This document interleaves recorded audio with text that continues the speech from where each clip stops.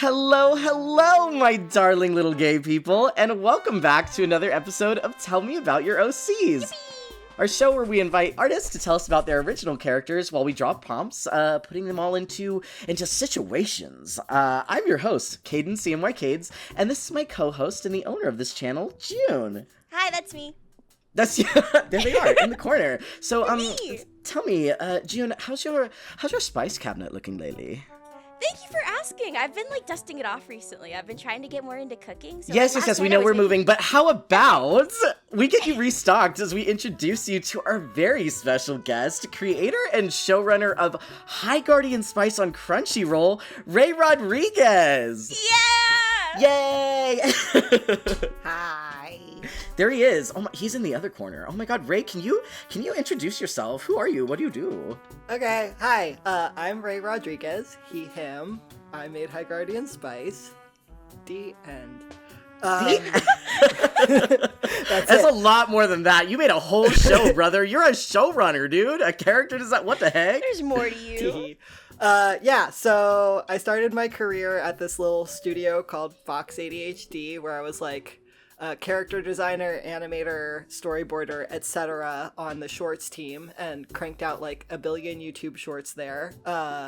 Worked at other places as a character designer and storyboard artist, all the while pitching High Guardian Spice to places. And then after 5 years of pitching, High Guardian Spice got picked up by Crunchyroll. And then I made that, and that was cool. And since then, I've had some other shows in development at Amazon and Legendary. I developed something at Warner Brothers, making my own shorts now for my own personal YouTube thing. Yeah. Hell yeah! Oh my God, yeah. So you've been making art, you've been making stuff for a long time. That's so cool. Thank you for being here with us today. Thanks for having me. Yeah! Well, for anyone watching who might love tales of friendship, incredible violence, and queer coming-of-age stories, I can't recommend High Guardian Spice enough. We've had so much fun getting to experience Raye's story, and we're bringing it to you today. We're bringing it to you today on T-Mayo. So, same rules as usual. We're gonna have 10 minutes for June and Raye to respond to some questions and draw and have a little chat. Big thank you to the sponsor of today's video, Clash of Critters. Clash of Critters is an adorable critter collection game that's completely free to play. And there are dozens of these cute little guys called ᴬᵉ, and they have such cute designs. I really love this one named Zappup because he reminds me of Janko, my Shiba, but I'm so taken with how many of them start off kind of scrungly but grow up to be divas. Oh my God, Miss Ma'am with her mushroom hat, and this goddess with her fairy wings. I love her. And Happlesia, oh Happlesia, my glamorous queen. Clash of Critters is really easy to get into. It's relaxing, it's casual and adorable. The type of game to poke your head into your camp and see what they've been up to. Perfect for when you're taking a break from work because the level of strategy required is easy to pick up, but very engaging. The minigames range from protecting your allies' camps to playing block games to feed your ᴬᵉ and decorating your own camp so that your friends can come in and defend your hard work.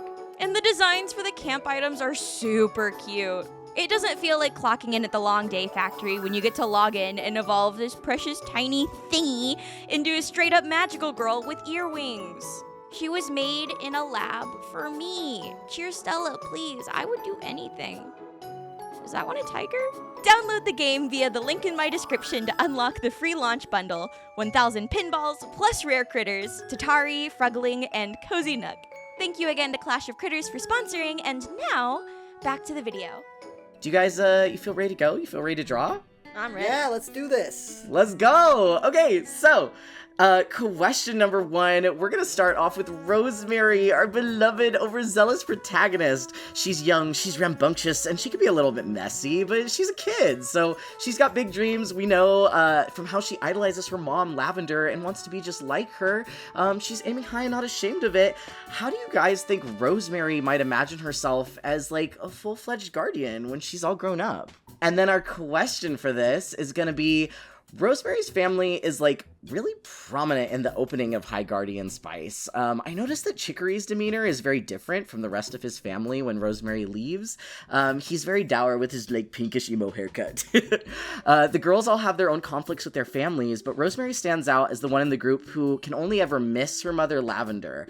Given what we know, having seen the end of the show, spoilers, Raye, do you have an idea for how much Rosemary's family were, like, gonna be featured throughout the rest of High Guardian Spice? Were we ever gonna learn how Chicory felt about Rosemary following in her mother's footsteps? Yeah, I mean, I would have loved to explore all of their families more. Like, the way I see it, it is a little difficult just because they're going to school in a city that is very far away from where they grew up, so the family lives far away. But I really wanted to have some episodes where, like, the family comes to visit and drama ensues. And Chicory, I really love that character. He didn't get any screen time, but, like... He got that beautiful shot in the opening, though. He did. He had the one shot in the opening and, like, 2 seconds in the first episode where he's kind of out of character, not gonna lie, but that's fine. But, yeah, like... I'll just tell you, Chicory is not super happy with Rosemary following in her mom's footsteps, just because, like, they don't know what happened to Lavender. I think Rosemary believes that Lavender is still alive and out there somewhere.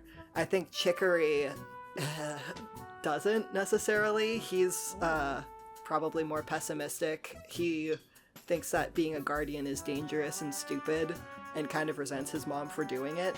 So he's kind of upset that Rosemary is doing that too. And if it was up to him, he wouldn't let her go, but it's not. I really like that difference in dynamic, considering that, like, Rosemary looks so much like her dad and Chicory looks so much like Lavender. Yeah. Yeah, they cute. Looks in the mirror and gets mad. Yeah, Chicory likes to bake like his dad. Oh. I love... Cute. I can't blame him, though, because, like, you know, mom disappears, right? And then the kid, like, how old is Rosemary? Like, 12 years old? Something like that? She's 14. Yeah, like, she's so little, and it's like, yeah, let's send the kids off to do life-threatening things after mom disappeared and probably died. That's a great idea. Yeah, just give her a sword. She'll figure it out. Yeah, she's fine. Give the tween a sword. What could go wrong? Absolutely nothing. She's got this. Oh my god. I love the, like, coming of age stories, though, you know, especially when you're younger. It's like, yeah, I could totally go off and be a hero, but when you're 14, you don't, like, know what that entails. You just think, oh yeah, that's really cool, give me a sword. Mm-hmm. Yeah, basically, like, I really wanted to get into them realizing how serious being a guardian actually is. Like, as much as it's fun to go on adventures and play with swords and, like, you know, the idea of, like, fighting bad guys, but then when you look at the reality of it, it's like, what do you use a sword for? Yeah. You know? I feel like we kind of saw that in the cave episode, right, June? Where they, like, go down and they're trying to, like, get the magical water or something like that with the dragon. Yeah. It got, There's like, a little bit more serious. Yeah, because it is... I don't know why my mind's going to the mermaid dangerous. episode. Yeah, well, that one was pretty devastating for them, so... Yeah. Yeah, oh my god, that one too! Again, spoilers, go watch High Guardian Spice, but the creature straight up died! Like, well, I guess they like, you know, they killed it. You know. Is it okay to say spoilers? Yeah, it's fine. They've had years. Okay. You've had time. It hasn't been 10 since the show came out anyway. Yeah, And oh my god. God, how many? 5? That's so fucked. Something like that. Was that always, like, the tone that you wanted to go for? Because, like, you know, when it opens, it's like, cute magical girl, and then it starts to get a little darker, which I really like. Was that always the intention, something you really wanted? Well, there's a balance between light and dark that I wanted to hit, that I feel like we were closest to it around, like, episode 8, with Olive, the cat girl. My baby. Yeah, Olive. I love her. Was so, episode 8 one of the festival ones? Yeah. Yeah. But, so it was always intended to be like an older kids show. The best comparison, like something that really inspired me on it, was this anime called Petite Princess Yushi that nobody watched but me. I love that show. But it's like, it's supposed to be kiddie, but kids learning how serious the world can be, if that makes sense, you know? Yeah. So I feel like we went honestly a little darker than I wanted to by episode 12. I really didn't want to burn down the school, but with the way things were going when we were writing it, we were so crunched for time that it was kind of like whatever came out is what we had to wind up making. Right. Yeah. But tonally, I wish it was a little bit lighter. It was like the first few episodes were a little bit too light from what I wanted to do, and then the ending was a little too dark. Like, I wanted a happy medium in there. Oops. Yeah. Do you know what you would have wanted to do for the ending instead of burn down the school at this point? I'll just not burn down the school. I don't know. It kind of reminds me of My Little Pony, where they like burn down Twilight Sparkle's tree or whatever, like later in the series, where they're like, let's just burn it down and build a new tree. Shit. So like, I didn't get that far. Oh well, it does. They burn down the tree. Oh my god, friendship is magic. Spoilers now. For My Little Pony. Cover your ears. Yeah, but you know what? Like, what was this your first time show running? It was probably a big learning experience, right? Yeah, it was. I was 20. How old was I? I was 25 when we started making it, and had obviously not show run before. And like, that wasn't a secret when we were starting. It was like everybody knew it, and we hired my supervising director, ᴠᴦ as my mentor for the series. He kind of shepherded me through it while I was learning how to do the job. That's super cool. I hadn't considered that, like, there could be mentors for showrunners. That's really cool. Yeah, I mean, it was totally necessary because I didn't know how to do it yet. I wish there was more mentorship for people in like leadership positions in animation, because even just becoming a director for an episode, like, it is going from being an artist, being told what to do, given your script, you're doing your art, but like, you know, you're being kind of directed, to then becoming somebody who is in a position of power over people. And giving the direction. Yeah, it's a different dynamic. It's not just being an artist anymore. You are in charge of people. And I really wish that there were like more books about it and like more mentorship programs for how to be a good leader. Yeah. That's just a general issue in the animation industry, is like people... People, I feel like people would love to learn how to be a showrunner. That's super cool. Yeah. I mean, it's super fun, but it is a lot of responsibility, and you're just in charge of a lot of people, and you need to learn how to like manage your artist stuff because you're leading your vision. That part is honestly like easier than the dealing with your employees and making sure that you're like treating people fairly, and it's hard. Yeah, well, you have extensive experience in like animation, character design, and storyboarding already, even before High Guardian Spice was greenlit, where you're wearing that new hat of like, I'm being a showrunner. But in terms of like making characters for people to enjoy, what did that creation process look like for you? Well, I'm sure like you guys and like many people in your audience, I've just always had OCs. So that is what they are to me. They are my OCs. Yeah. Like with High Guardian specifically, I came up with them while I was interning at Frederator back in like 2013, because a part of my internship was like, at the end of the internship, you guys have to pitch us a 5-minute storyboard of a short idea to try and get it made with them. And they obviously didn't pick it up. But during my internship that year, I was like, I came up with Rosemary and kind of designed her friends around her, was very inspired again by like Petite Princess Yushi, and also playing what was it? It was Skyrim. And playing Skyrim. Oh my god. Like, what if cute girls and also Skyrim is Hell kind of yeah. where it came from. Bars, so true. Yeah. Let's take a look at your Rosemaries. That is time, gay people. Tell me about our pink ponytailed protagonist. Who did she grow up to be? Or who did she think she grew up to be? She's in the Pink Ponytail Club. Pink I think she Ponytail looks like her Club. mom. I think she wants to be her mom, right? Like, Yeah, I think we both went for the same thing there. yeah. Like, Yours what is other so cool. answer I is love there? it. Hell yeah. Yeah. I love your little sage. She's Yeah. a cutie pie. Oh my god. Tiny lesbian. Yeah, for Rosemary, she needs her sage to be fawning over her at all times. It's very important. Aww. She's very knight in shining armor. I love that for her. Yeah, that's exactly how she sees herself. Hell yeah. She's gotta hold sage princess style.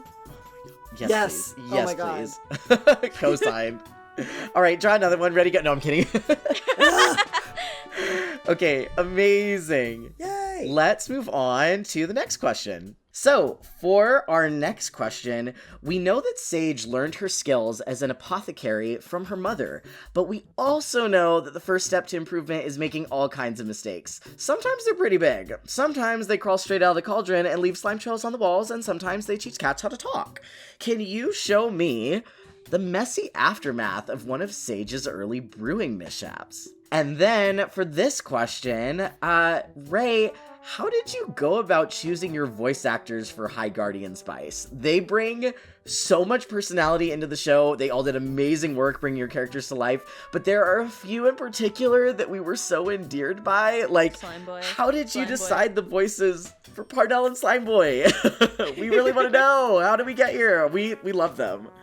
Okay, well, starting with Slime Boy then, the voice actor of him, Julian Coster, has a podcast called The Flying Human Circus, and I was just listening to that, and like he's the voice of the main character in it, and the whole time I was like, holy fuck, it's Slime Boy. Oh my god.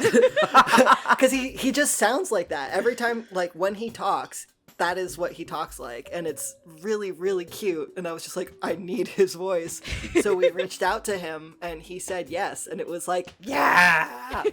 It was extremely hype. Voice claim canon. Yeah, and also, he's a musician. He's one of the musicians in Neutral Milk Hotel. Not the singer, but like, plays in it. And he plays the singing saw, which is an instrument that we wound up giving Slime Boy just for the sake of like, Julian Coster actually just plays that.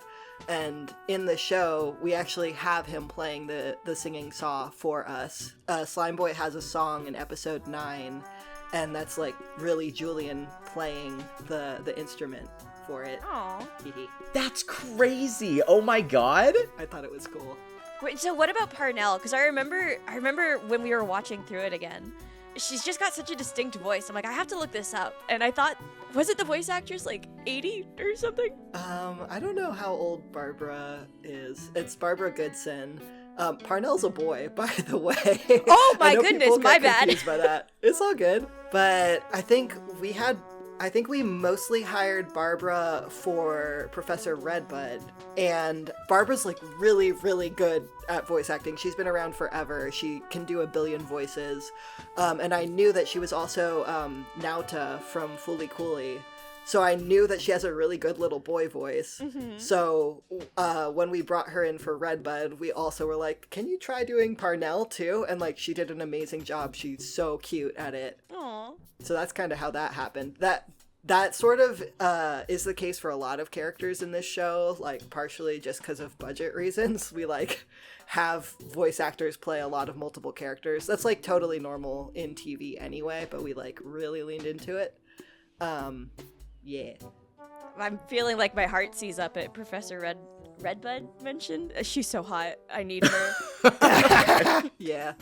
She really is the best. I fucking love that character so much, and it was always such a joy to record Barbara. Like, seriously. I love insane women. So fucking crazy. And then for the main girls, the way it worked was we went through an agency. I don't remember the one anymore, but it was like we sent them our sides, which is like it's a page with like character description and several lines to record, and then the agency sends it out to people within who like work with them, and then they sent us back 1 billion auditions for each character, and we just kind of went through and listened to a bunch, and we're like, okay, who works for who? I think Parsley and Time, it was like when I heard their voices I was like, fuck yeah, let's go. especially Parsley, I think, was like immediately like, oh yep, that's her, there we go. That's Amber Romero for Parsley, and then Michelle Deco for Time.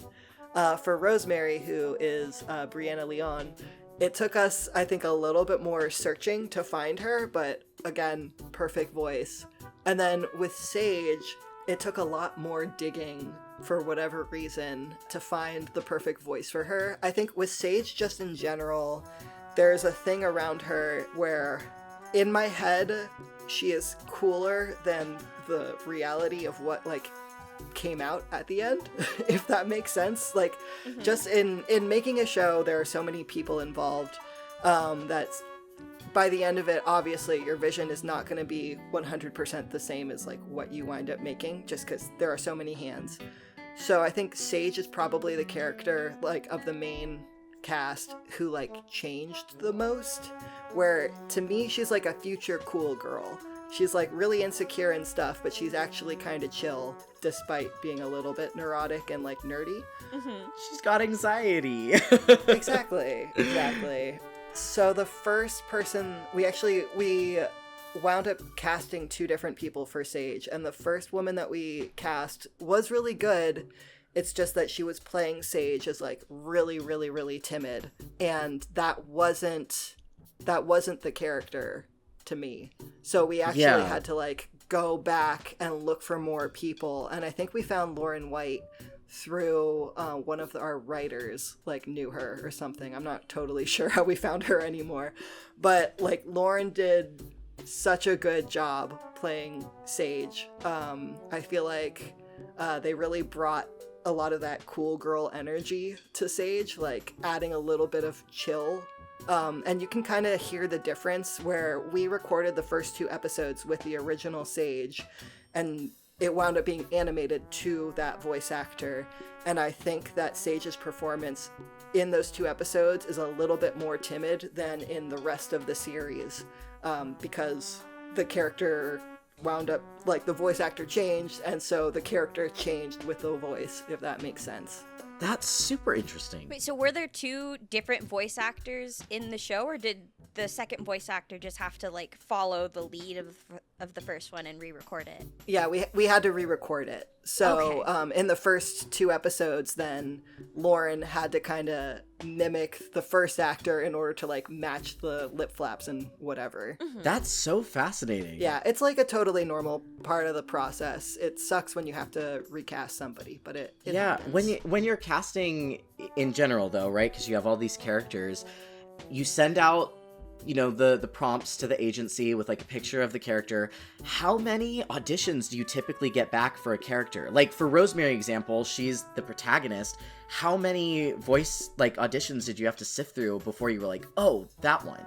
I feel like it wasn't too bad. I feel like it was maybe around like 15, 20 people-ish. Oh, okay.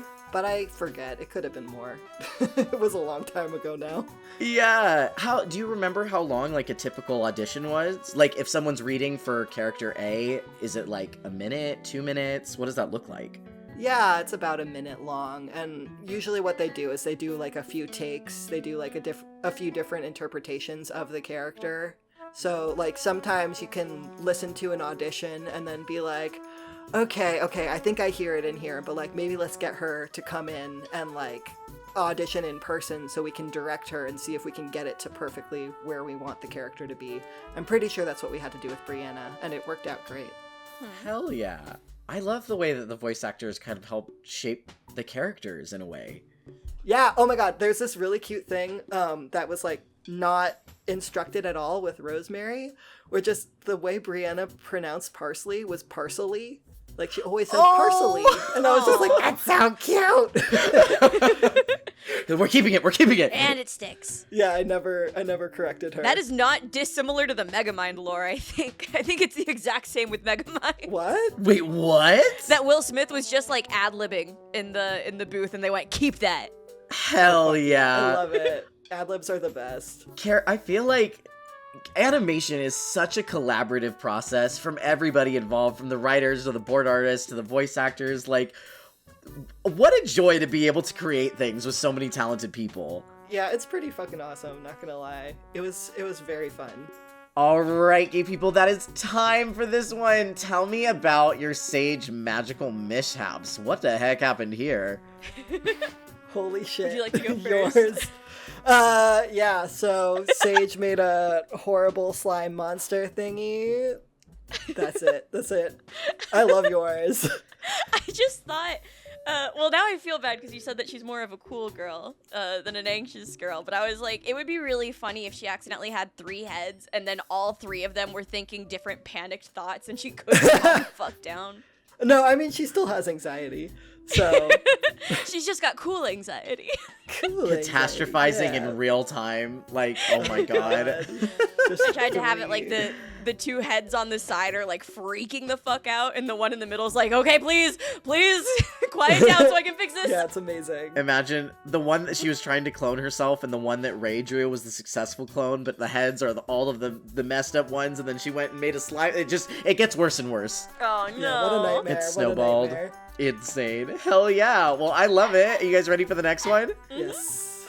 All right, let's hop on over to number 3. This one is about Parsley. So I think we can all agree that Parsley is the big sister everyone wishes they had. She's responsible, she's patient and kind, and she doesn't judge. But she is constantly being pulled in every direction with her obligations to her families like ʻŌĆ£ᴬᵒᵃ and all the childcare that her parents put onto her. But now that she's working to become a guardian, she's stretched more thin than ever. Would you guys please give Parsley the day off she's earned 100 times over? Okay. Oh, yeah. And for the question, there's absolutely no question what a heartfelt story High Guardian Spice is. It truly felt like a love letter to the magical girl adventure stories like that so many of us grew up on. And it kind of handles a lot of like life's many growing pains when you're a kid. So Raye, what feelings were you as the creator hoping to convey with High Guardian Spice? Like, what were the key messages you really wanted for like the audience to experience? Well, friendship. The end. Is magic? Yeah. Oh my god. Wait, it's coming all together. Yes. Oh my god. Raye Rodriguez, creator of My Little Pony. I can't believe he made all these shows. You're welcome. Hell yeah. For real though. Yeah, like for me, the emotional core of the story is Rosemary and Sage's relationship. I had a lot of really close female friends growing up, and I wanted to tell a story about that relationship of just 2 girls, not a girl anymore, but you know, trans. Yeah. Like growing up together, learning about the world together. Like they're both kind of codependent on each other to a point where it's like, girls, like what are you guys doing? I wanted to show like that relationship opening up and growing from there, because at the start of the show, like they basically lived in a tiny town where they didn't have many other friends. They were both kind of bullied within that town. We don't really get into it so much in the actual show.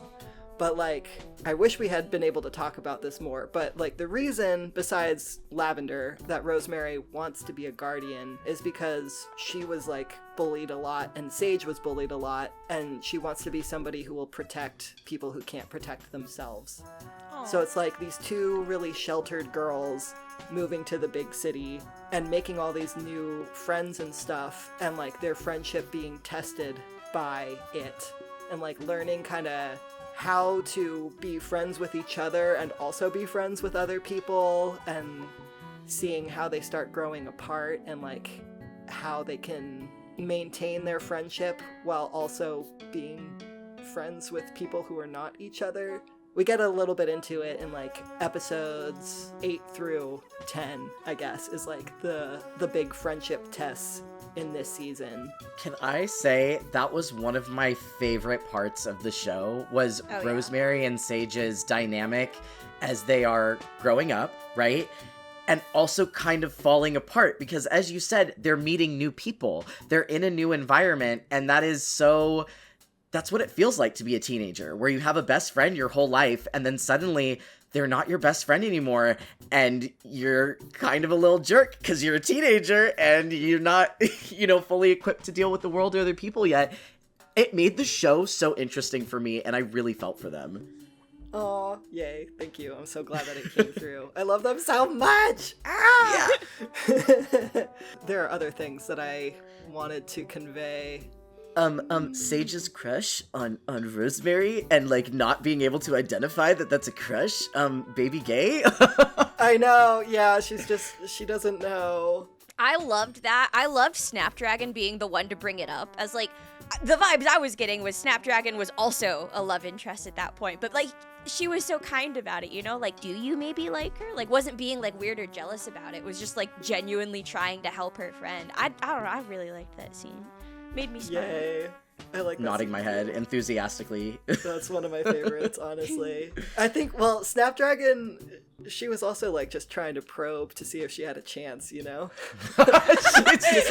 you're is into so girls, wise right? for that. You're pretty please you're into girls. So how do you feel about girls? Do you maybe girls? Okay, I have a question because, like, we have these character dynamics, right? We have Amaryllis and Snapdragon, and we have Rosemary and Sage. How did you decide to, like, fracture this relationship and kind of pair them off? Not necessarily, like, shipping, right? But, like, okay, I'm gonna break the besties up, and I'm gonna pair them with somebody else. Was that planned from the get? How did that come about? Because, again, it was honestly one of my favorite parts of the whole story where I was like, oh, I'm invested now. How did you get there? Honestly, that's one of the things that happened pretty organically, just in the writer's room, was like, we had all these characters, and some of the writers wanted to pair Snapdragon and Sage, and so it just, like, slowly started happening, and I don't know, I think that worked out really well for them. Like, I love the love triangle there. Wait, so is that to say that wasn't, like, planned? Like, that wasn't your vision for it? Not really, no. That was one of those things that people made better by working with a team. Interesting. Yeah. I'm a big Snapdragon and Sage lover, so Same. I just assumed that was like the vision the whole time. No, not really. I mean, it's like I always wanted Rosemary and Sage to, explore dating other people just to, like, get out of only being with each other all the time and seeing, like, the jealousy that ensues. So, yeah, but I was never planning for it to specifically be Snapdragon and Sage. In your heart of hearts, do you imagine, like, endgame wise, like, do you think Sage and Rosemary, do you think Sage and Snapdragon, do you think they all hold hands, all three of them? Oh my god, June, I love you. I feel like that's a little spoilery, but like, honestly, I'm still forever torn. I kind of feel like it's the sort of thing that, like, it'll reveal itself as we make it, of, like, whether or not Rosemary and Sage really make sense as a couple. Because on the one hand, they're so cute together, but on the other hand, like, they're childhood best friends. They're, like, basically sisters. Like, it feels almost a little incestuous to have them, like, really end up together. But Raises my hand. Wait, I have a question. Oh wait, you go first, June, and then I'll ask. It makes it sound like we're gonna get more High Guardian spice. Okay, so I'm always fighting for High Guardian spice. I still want to make more of it. I think the more realistic future for it is going to be as a comic. I'm working on trying to get that to happen. That's all I can really say about it. I'm smiling so big right now. Oh my god. Oh my god. I'm working on it. So I have a question. And if it's spoilers for the comic or anything that might come in the future, so there was an episode where, you know, Rosemary had a brief love interest, you know, that crush you get in, you know, middle school or whatever, where you're like, that boy is so cute, he has flippy surfer hair, you know, whatever. Generic guy. Generic band.tm. And freaking Sage is just like glaring daggers at this man, rightfully so. She was justified. But my Sage question is, just over here. yeah, truly. Do you have like a sexuality in mind for Rosemary? Is she like figuring it out? Was she straight the whole time? Are you allowed to say? Are we still deciding? Like, what is the vibe there? Because when you're a kid, you kind of are figuring it out. You don't always think about it, and then suddenly someone's cute, and you're like, yeah, that one. Like, did you have plans for Rosemary's, like, I don't know, that identity part of her? So for Rosemary, I do think she's like bi-pan, but leans towards guys. Okay. And Sage is like totally lesbian. Hell Fuck yeah. yeah. Yeah, and then Parsley is like pan, like true pan, would be with anybody. Yeah. And Time, I think, like probably leans towards like girls and non-binary people, but also might be like a little asexual. Okay.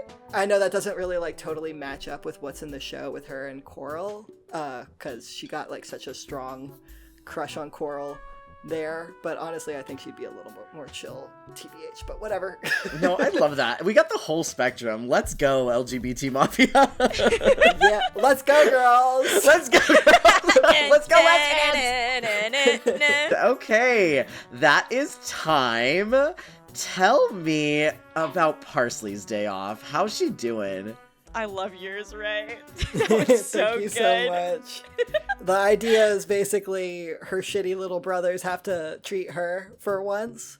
I wanted to draw more of them, but we ran out of time. But just imagine that there are other little boys getting her food and stuff off screen. So true. It's her turn to be taken care of. I think So so. I think true. she's worked hard enough. She deserves it. I like that her little brother looks like dogs. Sorry, looks like disgruntled about it. He's like, oh man. Oh yeah, absolutely. They don't want to have to do this.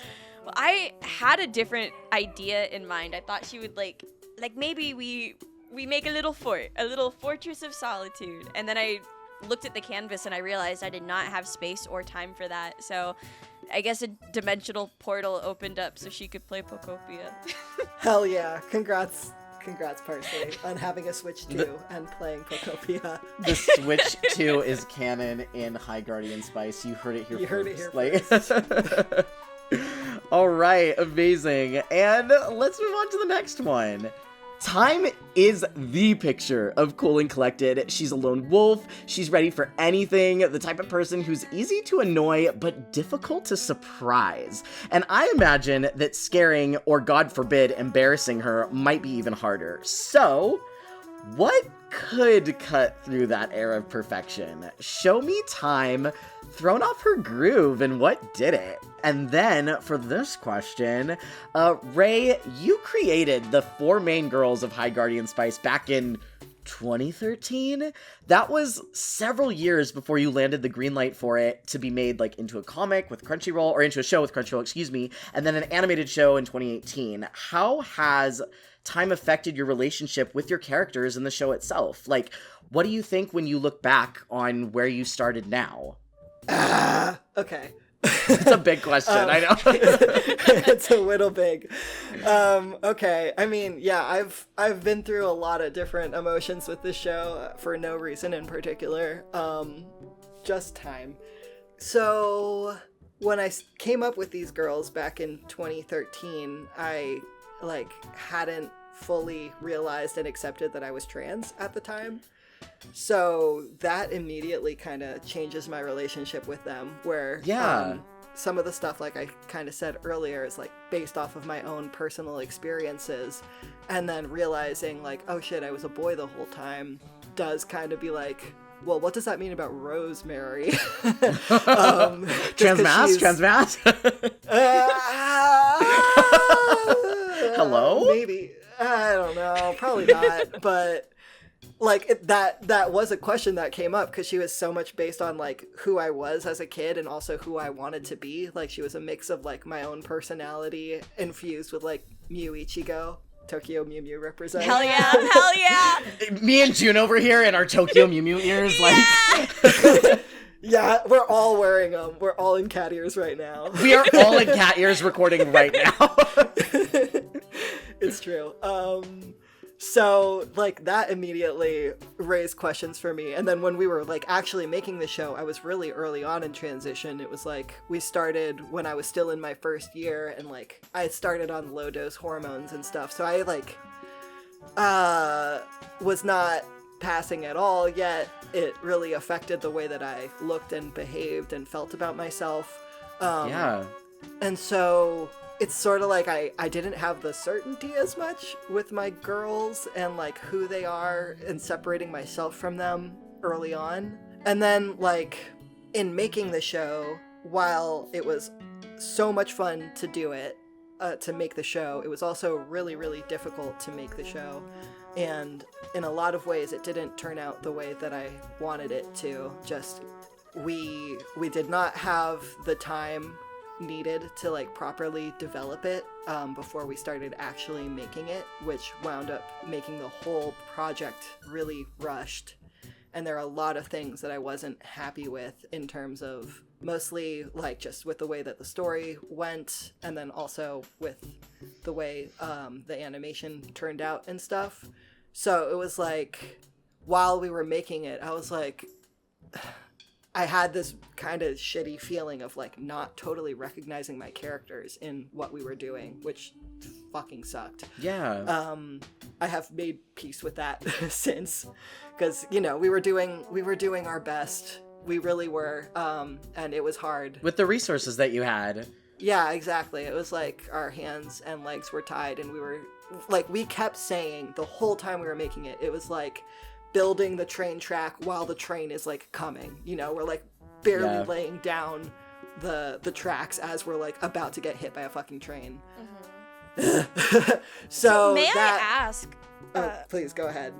just, we've gone over your relationship with the girls and stuff, but how did that impact your relationship specifically with Caraway? Well, Caraway was a character who, like, he was there from the comic phase when we were first making this before it got greenlit as a show. Like, the idea of they have this cool teacher guy who was friends with Lavender was there, but he kind of, as a character, really became himself while we were making the show. He wasn't one who was, like, there from 2013, you know? Yeah. So for him, it was like, my relationship with him is more okay, I guess. The thing about Caraway is, like, I don't know that I love his voice, and, like, I don't love that everybody thinks that he's a self-insert, because I swear to God that wasn't intentional.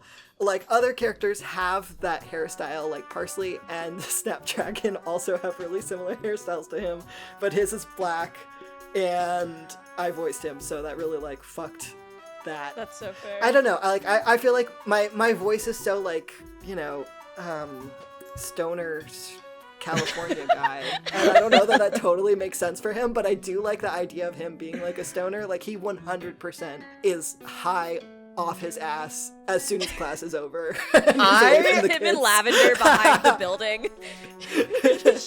Dude, I pass it loved... away. Yeah, like, you guys put in so many incredible, like, little lore, let's call them tidbits, if you will, for Caraway. And I'm not even talking about the trans thing. Like, I'm a trans man too. I thought that scene was really cool and dope. But what interested me personally was when you'd see Caraway in the background and he was like, oh, I know somewhere I can go. And he's talking to some other hot adult in the room. And I'm like, hello? Oh, yeah. Or they're like, oh yeah, I went to parties, like alluding to he goes to swinger parties. And I was like, oh, my man, my guy. I'm like... Caraway was dope as fuck. That line in the script, like, there are parentheses that say they go to the same queer parties, like they go to the same queer events, and then we recorded it and it was like, that is not what it oops. So, yeah, whatever. Ќaraway fucks. It's great. He fucks. He fucks and we love him for it. Dude, I laughed so hard. Because you have this, like, really cute story in the foreground, let's say, about, like, the girls growing up and the coming of age, but it just reminds you that, like, the adults have lives, too. Like, they are background characters. They are not, you know, the center of attention or whatever, but they have lore and stories that are going on and happening in the background. Even if we're never gonna see it, it just made the world feel really fleshed out. And it was funny. It was relatable as fuck. I love Queer LA. Let's go, Ќaraway. Go get it, Ќaraway. What was the decision with you voicing him? Well, we were looking for trans voice actors, and we were having a hell of a time finding them. Again, this is, like, partially just because we were in such a fucking rush the whole time. But we didn't get as many auditions for him as other characters, because it was like, well, we got, in this agency, 2 trans male voice actors, and, like, their voices just weren't a good fit. And they kept sending us fucking cis guys for the role. And I was just like, no! So it eventually became, like, I was talking to Audu, my mentor, and also the voice director, and I was like, I don't know how it came up, but it was kind of like can I voice him? Like, do you think we could work together to do this? Because, like, I did acting in high school and middle school, but, like, you know, that's not exactly professional. So we kind of worked together, and, like, the whole time I was pretty insecure about it, honestly, of just like, are you sure? Should we recast him? I don't know. And Adu was like, you sound great. It's fun. And I was like, okay. But I don't know. Like, if I were to make the show again, I would probably try harder to find a different voice for him, or, like, fucking take some acting lessons. But yeah. It just sounds like it was a time and money thing, you know? It's like, we have this much budget, we're on this schedule, so, you know, if it works, and you're like, okay, we move on, and then we just grow and learn, and it's okay. And honestly, we had a good time. We had a good time watching it. Mm-hmm. Yay! Well, thank you. I appreciate it. And, okay. All right, I could make a pun here where it's like, and that's time, because we just did the time drawing. Dun, dun. But hey! Go ahead and tell me, what has melted Time's cool girl facade? How's she doing? What happened? It's Rosemary. Rosemary is the foil to Time. What happened? 100%. So in mine, it's just, you know, the horrors of being tackled by a happy Rosemary. That's it.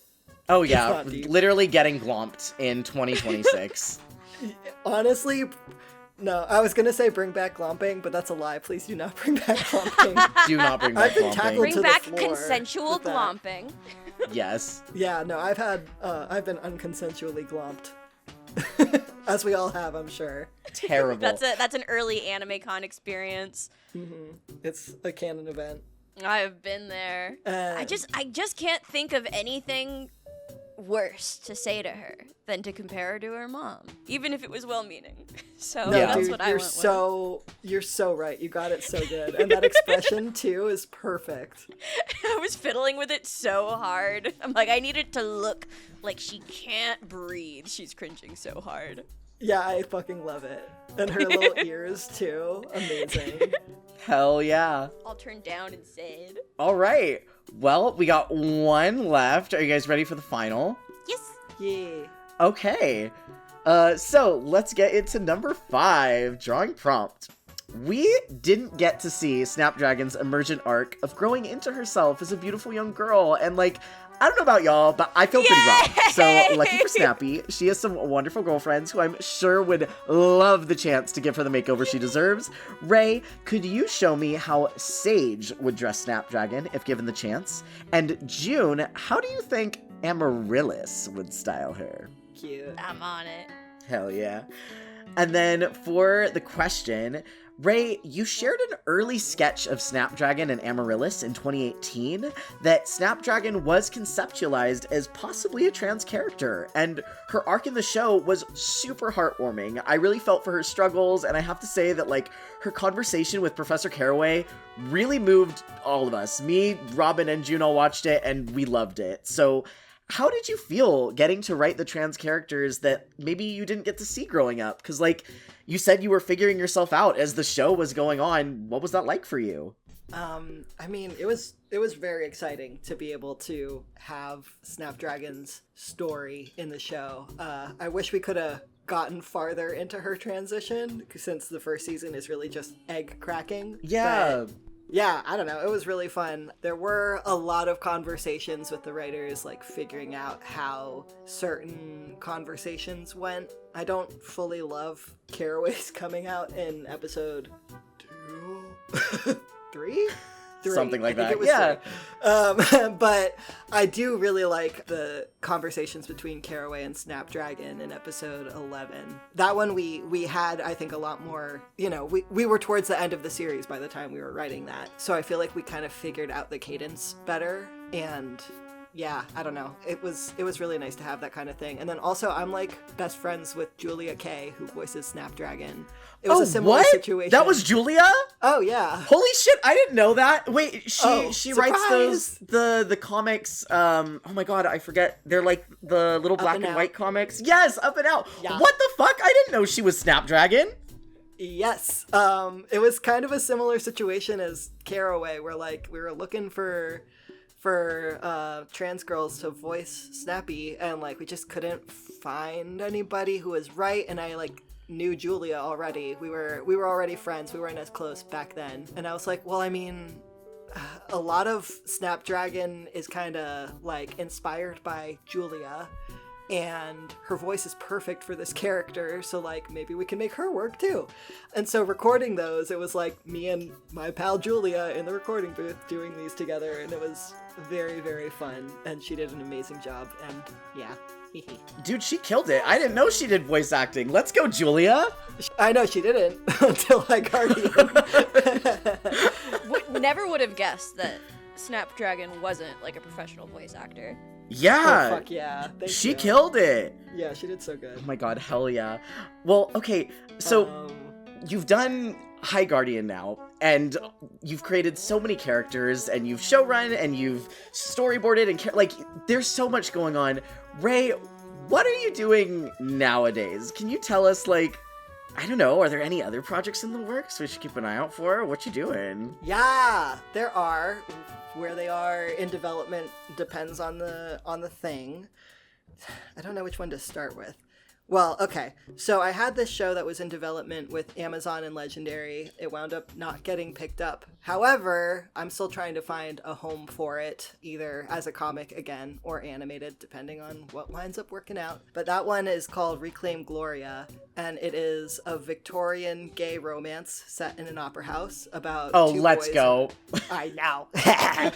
You sold me. Say less. Okay, we're in. Let's do it. We're gonna make it.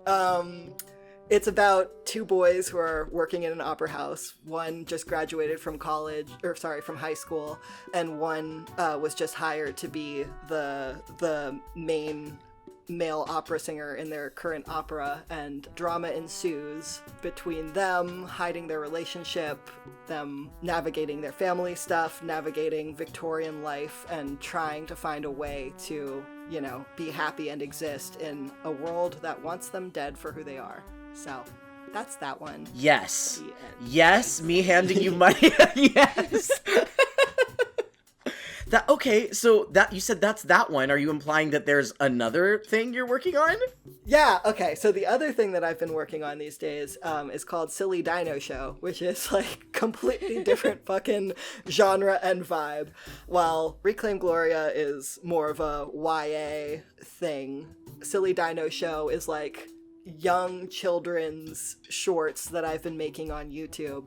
And it is a project that I've been getting so frustrated from the past few years of like pitching shows, developing shows, and just being like, please, can I make a cartoon, Mr. Whoever studio that doesn't want to make animation anymore. Like, I've been so frustrated by it that I've been like, okay, with dinos, like, I crank out drawing these characters all the time. Like, they're really easy for me to do, and I voice the main dino in it, because it's just like a voice that I do anyway, just from existing. So I figured, like, I'll just focus on like building this little thing right now, because at least I can do it by myself. And I've been just getting friends to do various dino voices with me and building a little YouTube channel for it. And it's just silly, fun, not much going on there. It's just dinos being dinos. And I unfortunately didn't know about Silly Dino Show until we invited you to come on for an episode and you mentioned it.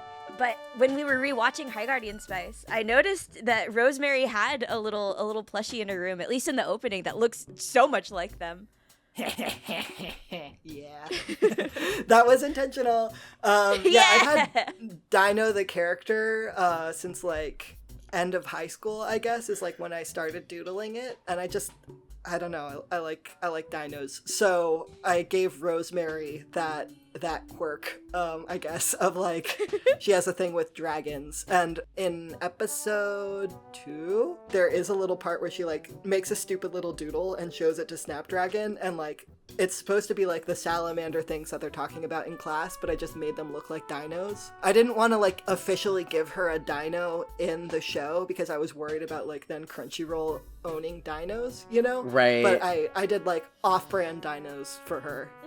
And she also has like the little Kigurumi, which fuck, like Yeah. that honestly right. the worst thing about High Guardian not being successful is like I wanted merch of these characters so fucking bad. I wanted that fucking Kigurumi. Like the whole time we were making it, I was thinking about like fun costumes and stuff for like toys and also cosplay and whatever.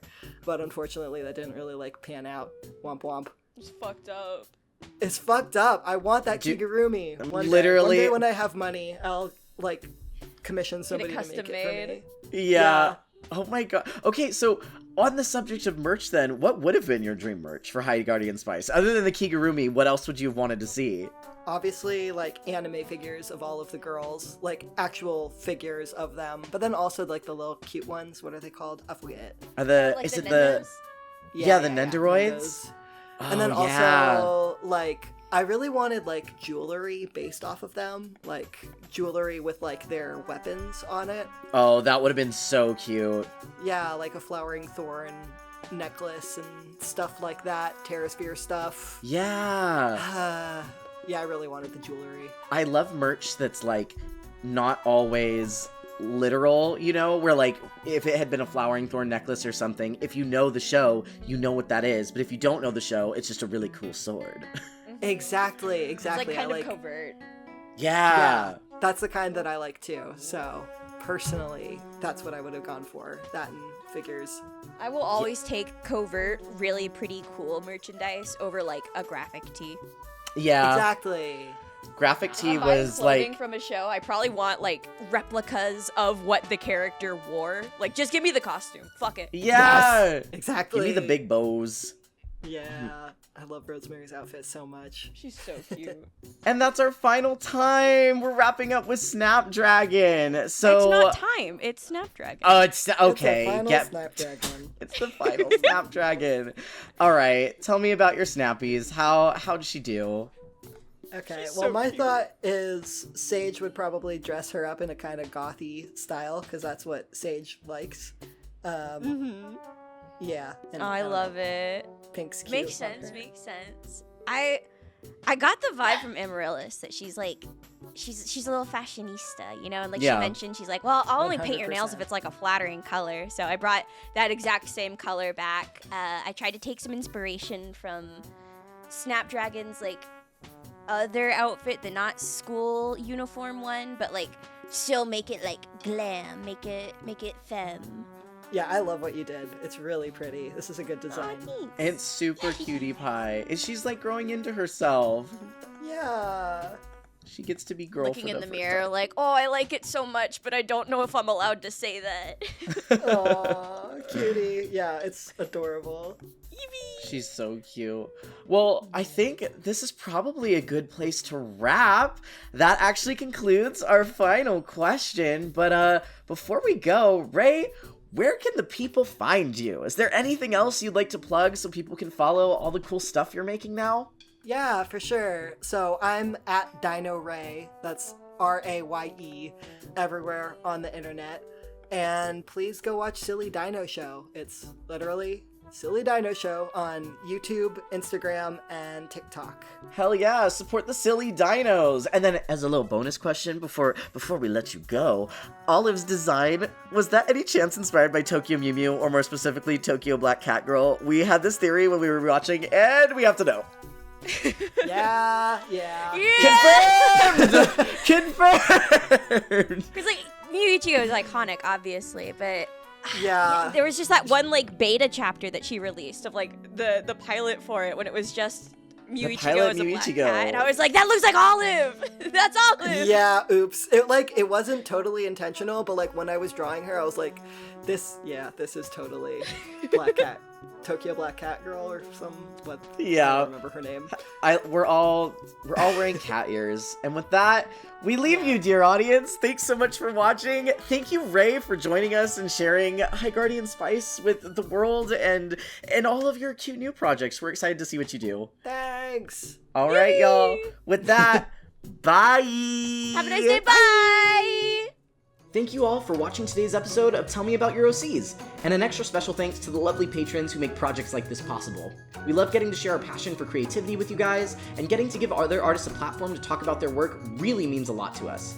If that's something you'd like to be part of, please check out our Patreon, where $2 a month will get you early access to sketchbook pages done by June and sometimes the team, final artworks for speed paint videos, and more. $5 a month is our brand new Prism tier, where we'll show early concept work of Prism and updates regarding its development. There are also 2 new Discord channels exclusive to Prism and higher tiers, so no spoilers.